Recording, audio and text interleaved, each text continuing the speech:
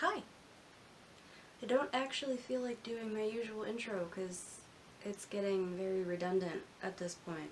I'll probably go back to it eventually because it's very easy to like have one thing you say that really gets you into the flow of filming, because it's actually not that easy to just talk to a camera and act as though you're talking to a person, because you get no like feedback from body language and stuff. So we'll probably go back to it eventually, but for right now I'm bored, so hi, welcome. We are doing December new releases today. I've already filmed this once and I hated it, so I'm filming it again, which is like annoying, but that's life sometimes. So I don't actually have that many December new releases to talk about, and I'm not sure if it's because there's just not that much coming out, or if it's just that I've been in a crappy mood all November. It's probably that. I haven't been interested in anything. I DNF'd like 4 books this month. I've been in a mood, okay, and it is what it is. However, I do have a handful here. I think there's only like 14 or 15, and so this should be pretty quick, which is good because if I do my book haul video this week, that's going to be very, very long. But that's a totally different topic.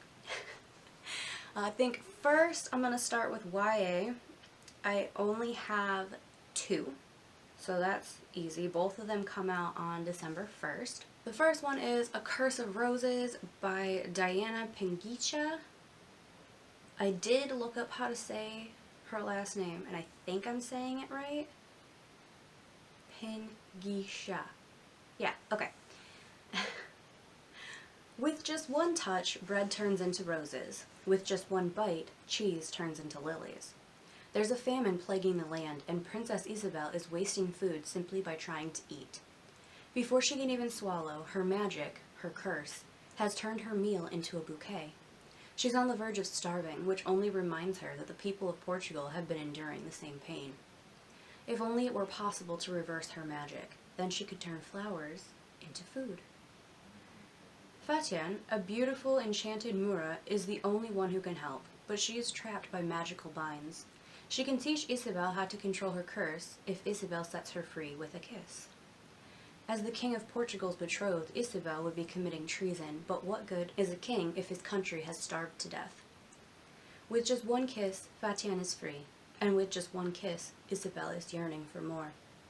She'd sought out Fatian to help her save the people. Now, loving her could mean Isabel's destruction. Based on Portuguese legend, this Own Voices historical fantasy is an epic tale of mystery, magic, and making the impossible choice between love and duty. That sounds so unique. This book sounds like nothing I've ever read before, and I'm loving that we're getting more unique fantasy stories that are based on a variety of cultures. So I'm probably going to look into picking that one up. The only other YA release I had to talk about, also coming out on December 1st, is A Sky Beyond the Storm by Sabaa Tahir.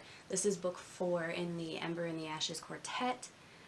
I have been loving this series from the very beginning. I bought the first book. I had no idea, obviously, what it was going to become. It just sounded interesting to me. And then it just became a massive success, and I'm so happy for Sabaa Tahir because I know she has put her entire heart and soul into this series, and I think it's so great, and I cannot wait to see how the quartet ends.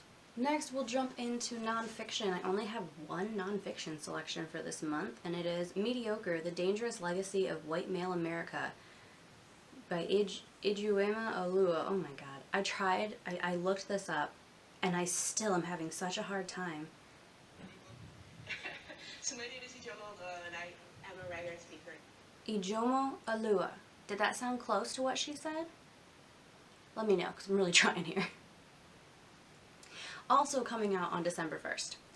After the election of Donald Trump and the escalation of white male rage and increased hostility toward immigrants that came with him, New York Times best-selling author Ijeoma Oluo, oh my god, I'm really trying, found herself in conversation with Americans around the country pondering one central question: how did we get here? In this ambitious survey of the last century of American history, Oluo answers the questions by pinpointing white men's deliberate efforts to subvert women, people of color, and the disenfranchised. Through research, interviews, and the powerful personal writing for which she is celebrated, Oluo investigates the backstory of America's growth from immigrant migration to our national ethos around ingenuity, from the shaping of economic policy to the protection of socio-political movements that fortify male power. In the end, she shows how white men have long maintained a stranglehold on leadership and sorely undermined the pursuit of happiness for all. I have never read anything from Ijeoma Oluo. However, she was recently recommended to me, I think by Amrita? I think. And this sounds fantastic. It sounds like so many things that I have been thinking about that I haven't been able to clearly articulate put into a book. And I really, really am looking forward to picking this up. Next up, we have a few thrillers, and I was surprised by how many thrillers were coming out this month, because I really thought the bulk of them would have come out in September and October. But here we are. None of them really come out till the end of the month, though I actually already got my hands on one of them. It came, I don't know if Book of the Month got an early release of it, or if the release date I have for it is just wrong. Either way. The first one, it comes out on Christmas. It's Safecracker by Ryan Wick. Safecracker Michael Maven's latest job should be simple. Steal a rare coin from a New York apartment. Then the coin's owner comes home with a beautiful woman. So he hides. Then she murders him. So he hides a bit better. Then she tries to take the coin herself, which is the last straw. While Maven narrowly escapes being killed himself, he's then coerced by her boss, a sadistic drug lord, into a far more complicated, far more dangerous job. If Maven fails to crack the safe of a rival cartel boss in Miami, his friends and family will die. If he succeeds, they still might. Which means he not only has to somehow pull off an impossible heist, but also outwit two crime bosses as well as the woman, his reluctant new partner. That sounds so good. Like, I don't think I've read anything really quite on that scale. It honestly feels more like it should be a TV show or something. Next, we have a few coming out on December 29th. One of them is The Wrong Family by Tarryn Fisher. Tarryn Fisher is an auto-bi-author for me now. I didn't look at the synopsis because I don't want to know, because she's fabulous and I don't think she'll let me down. The next one is the book I actually have. I got it from Book of the Month, so I don't know if they had them early, because I know sometimes they do, or if I just have the release date wrong. From what I have seen, it comes out December 29th. And that is Pretty Little Wife by Darby Kane. Lila Ridgefield lives in an idyllic college town, but not everything is what it seems. Lila isn't what she seems. A student vanished months ago. Now Lila's husband, Aaron, is also missing. At first, these cases are treated as horrible coincidences until it's discovered the student is really the third of 3 unexplained disappearances over the last few years. The police are desperate to find the connection, if there even is one. Little do they know, they might be stumbling over only part of the truth. With the small town in an uproar, everyone is worried about the whereabouts of their beloved high school teacher. Everyone except Lila, his wife. She's definitely confused about her missing husband, but only because she was the last person to see his body, and now it's gone. I read that last chunk and I was like, oh my god. I have to read this. For starters, this is Darby Kane's debut, and I love reading debut authors. I think it's so interesting to see what a new person can bring to the thriller genre, because you almost feel like everything's been done until you get somebody new, and then they're like, bam, and you're like, whoa, I actually haven't seen that before. So hopefully that's a good one, especially because I own it. Last one is A Spy in the Struggle by Aya De Leon. Also comes out December 29th. Since childhood, Yolanda Vance... I did this last time too. Since childhood, Yolanda Vance has forged her desire to escape poverty into a laser-like focus that took her through prep school and Harvard Law. So when her prestigious New York law firm is raided by the FBI, Yolanda turns in her corrupt bosses to save her career and goes to work for the Bureau. Soon she's sent undercover at Red, Black, and Green, an African-American extremist activist group back in her California college town. They claim a biotech corporation fueled by Pentagon funding is exploiting the neighborhood. But Yolanda is determined to put this assignment in her win column, head back to corporate law, and regain her comfortable life. Until an unexpected romance opens her heart and a suspicious death opens her eyes. Menacing dark money forces will do anything to bury Yolanda and the movement. Fueled by memories of who she once was and what once really mattered most, how can she tell those who have come to trust her that she's been spying? As the stakes escalate and one misstep could cost her life, Yolanda will have to choose between betraying the cause of her people or invoking the wrath of the country's most powerful law enforcement agency. There are so many things that I love here. For starters, I, at least, haven't seen many thrillers written by people of color. So, this should be pretty cool, especially because it takes place mainly within an African-American so-called extremist group. Another thing that interests me is biotechnology. I have been studying biotech off and on for about 2 years now, and I think it'll be really interesting to see how it's portrayed in a book like this. Next, we have historical fiction, and there's actually kind of a lot of historical fiction. There's more historical fiction than anything else on this list. So I don't know if that's just what's coming out, or if that's just what I'm interested in right now. But first, on December 1st, we have The Empress by Laura Martinez-Belli. It's 1863. Napoleon III has installed a foreign monarch in Mexico to squash the current regime. Maximilian von Habsburg of Austria accepts the emperor's crown. But it is his wife, the brilliant and ambitious Princess Charlotte, who throws herself passionately into the role. Known to the people as Empress Carlotta, she rules deftly from behind the scenes while her husband contents himself with philandering and decorating the palace. But Carlotta bears a guilty secret. Trapped in a loveless marriage, she's thrown herself into a reckless affair. Desire has blinded Carlotta to its consequences, for it has left her vulnerable to her sole trusted confidant. Carlotta's devious lady-in-waiting has political beliefs of her own, and they are strong enough to cause her to betray the Empress and join a plot to depose her from the throne. As Carlotta grows increasingly maddeningly defenseless, both her own fate and that of the Empire are at stake. A sweeping historical novel of forbidden love, dangerous secrets, courtly intrigue, and treachery, the Empress passionately reimagines the tragic romance and ill-fated reign of the most unforgettable royal couple of the 19th century Europe during the last throes of the Second Empire.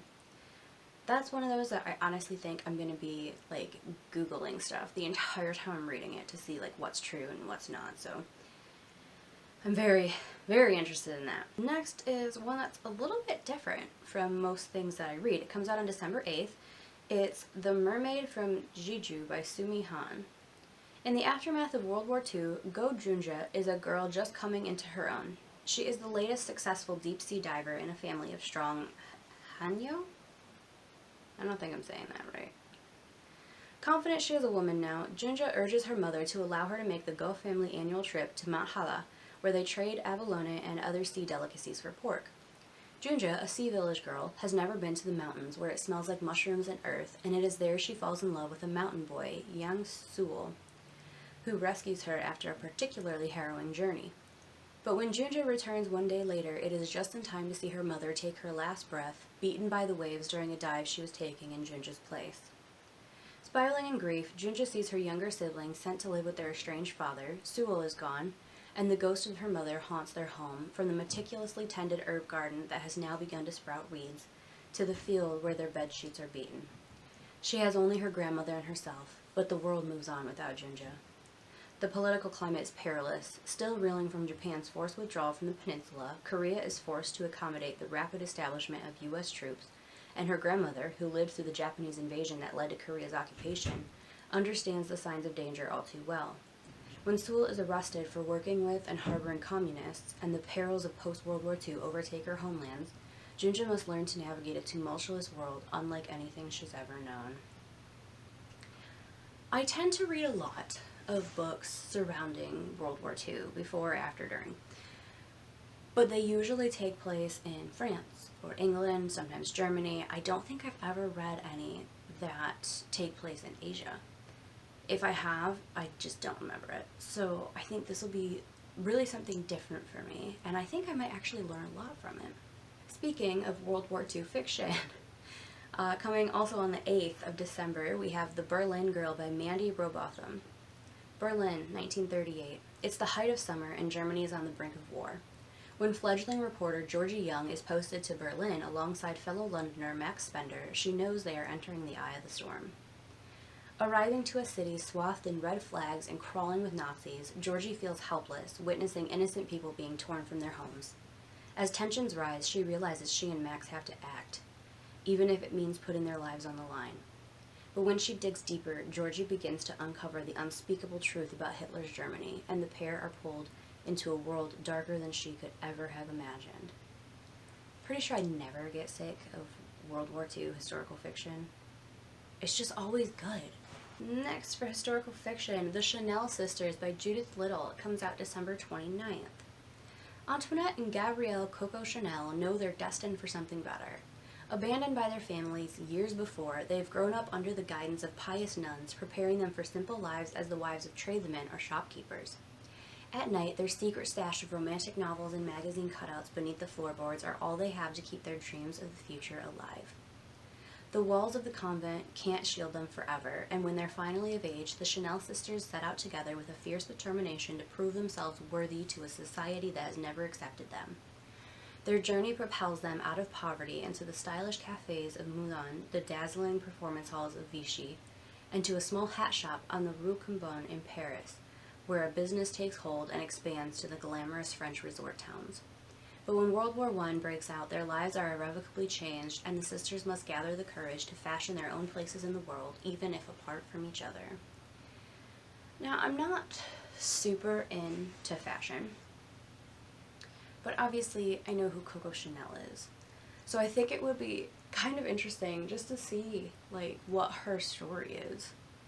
Because she is such a big figure in the world, and she left such a legacy that I'm very curious. Last in the, well, this one's actually kind of more of a mystery than a thriller. It says right in the title, The Mystery of Mrs. Christie by Marie Benedict. Comes out December 29th. In December 1926, Agatha Christie goes missing. Investigators find her empty car on the edge of a deep, gloomy pond. The only clues, some tire tracks nearby and a fur coat left in the car. Strange for a frigid night. Her husband and daughter have no knowledge of her whereabouts, and England unleashes an unprecedented manhunt to find the up-and-coming mystery author. 11 days later, she reappears just as mysteriously as she disappeared, claiming amnesia and providing no explanations for her time away. The puzzle of those missing 11 days has persisted. With her trademark exploration into the shadows of history, acclaimed author Marie Benedict brings us into the world of Agatha Christie, imagining why such a brilliant woman would find herself at the center of such a murky story. What is real and what is mystery? What role did her unfaithful husband play, and what was he not telling investigators? I've heard of the Agatha Christie, like, disappearing thing, but I don't know a ton about it. And this sounds fascinating. I do, however, think possibly I want to get to know the actual story of it before I read something that is fiction and therefore probably filled with a lot of conjecture. But either way, it sounds good. The last two are kind of just like adult miscellaneous. One's like a contemporary romance, and then the other one's fantasy, I guess is what it's categorized as. But I didn't want to, like, do so many different sections when I only have a handful of books. Anyway, the first one is Fairy Godmothers, Inc. by Sarana de Wilde. It comes out December 29th. If love is the source of all the magic in the universe, and the town of Ever After, Missouri is the epicenter of enchantment, then the locals are in dire need of a reboot. At least according to resident fairy godmothers Petunia, Jonquil, and Bluebonnet. Their solution? Blow a bit of fairy dust in the direction of those in need of romance. What could possibly go wrong? Lucky Fujiki's first name is a cosmic joke. Her luck is so bad even the number 7 steers clear of her. But when her adorable godmothers ask for a favor, Lucky can't say no, even if she can already feel the bad juju waiting to strike. And her mission is even worse than she imagined, to promote Ever After as a wedding destination by faking a marriage to her first love and longtime ex, Ransom Payne, key of the embarrassing incident that neither of them will ever live down. Ransom Payne has spent years building an impressive new reputation for himself, and now his godmothers want him to pretend to wed the one girl he'd like most to forget. Sure, weddings and Ever After could be a huge boon for his chocolate business, but risking more up-close and personal time with Lucky? Considering the stakes, it's a curse he'll have to bear, at the risk of being humiliated, or perhaps bewitched. That sounds charming. It's got, like, the small town vibes, and then, like, I like that they were a couple previously. Like, obviously, they're gonna fall in love. It's that type of a book. But I think it'll feel more genuine because they do have a history. I don't know. I really want to read it. I think it's going to be like one of those nice, cozy, like, feel-good type of books. And the final book on my list of December releases I'm excited about is The Dark Archive by Genevieve Cogman. This also comes out December 29th. This is book 7 in the Invisible Library series, so I'm not even going to bother with the synopsis or anything because it's book 7. I've talked about the Invisible Library a lot on this channel because I love it. I feel like I should give a little bit of a rundown on like the basics of the series. However, I don't want to like be here forever. So it is a multiverse, basically. The library is kind of like the center of the multiverse, and the library's job is to keep balance between the forces of order, which are ruled by the dragons, and the forces of chaos, which are ruled by the fae. They have to keep their connection to the various universes within the multiverse strong, and they do this by going to the different worlds and taking books. Sometimes they buy them, sometimes they steal them, sometimes shit gets real. Either way, it's a lot of fun. Any series that has librarian spies is a series for me. And I love it. I've read the first 5 books. I have book 6 sitting on my shelf, which I suppose I should get to soon. And then I can just immediately snap up book 7 and read that. So yes, very excited for that. Very excited for all of these, really. Let me know in the comments what books you are looking forward to in December. Are any of them on my list? If you like my content, subscribe. Stick around. I'd love to see you in my comments. Thank you for watching. I hope to see you soon. Bye.